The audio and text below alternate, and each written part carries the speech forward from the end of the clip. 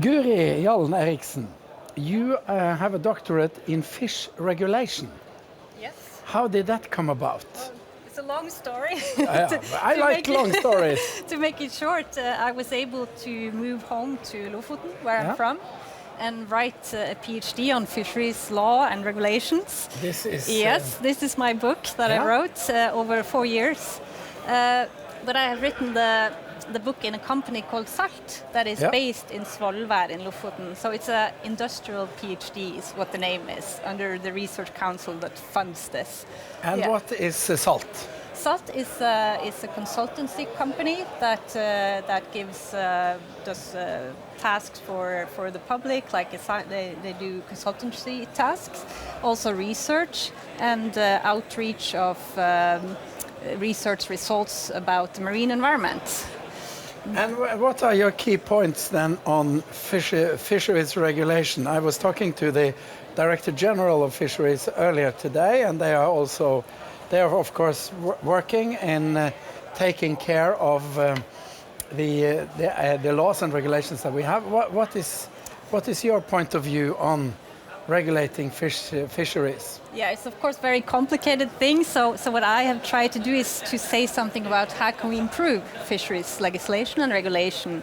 And in order to do that, to have this complex set of frameworks and humans operating under them, and the historical point in fisheries regulation, I tried to develop a lens to view legislation through, to assist the legislator to improve different parts of the legislation so we can face future challenges and reduce fisheries crime. How can the fisheries contribute to settlement and employment on the coast? So it's kind of a framework or tool to develop better regulations. Yeah, because my impression, I only know a little bit about the Norwegian regulations, and to me it can sometimes look like a maze, and some of these fishermen are out there just one in a boat, and they're not often that digital. So what would you say is our biggest challenges? Because we need to take even better use of our resources and the catch, and not catching too much, not catching the wrong fish. What are our challenges? There are many challenges, but I think one of the major challenges is that the legislation is to balance many considerations. We both want environmental sustainable, we want profitability, we want to have rural policies of employment, settlement along the coast.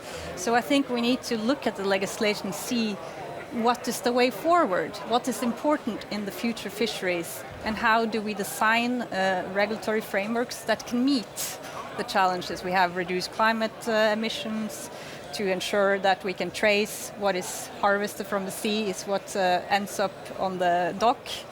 So that is what I try to at least clarify a little bit. How can we move forward and take into account all these things with the use of technology when you're dealing with people and a resource that is moving under the water surface? We can't see the resources. And who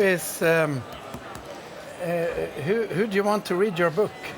Well, who is important readers of this framework for better regulation? Of course, everybody, but more specifically, I come up with recommendations to the legislator. So the parliament, of course, the legislator in form of the parliament, but also the fisheries minister. They also adopt a lot of regulations, and the fisheries directorate.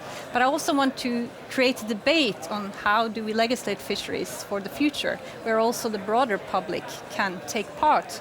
Because I want, it is complicated, but I also want to try find tools so we can discuss these things also in the public. So I kind of want a little bit of everything. You want a lot of things. But I think to actually make change is my underlying ambition here.